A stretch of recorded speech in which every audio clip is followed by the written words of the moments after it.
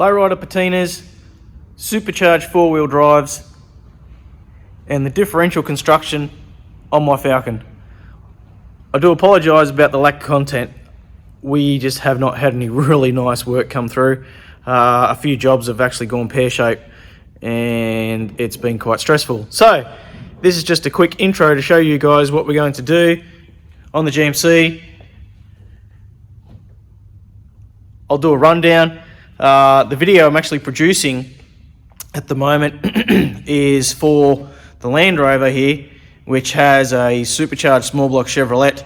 However, it's gone pear-shaped. Certain things have happened, which you'll see in the content. So anyway, keep an eye out for further content on the Land Rover and the GMC.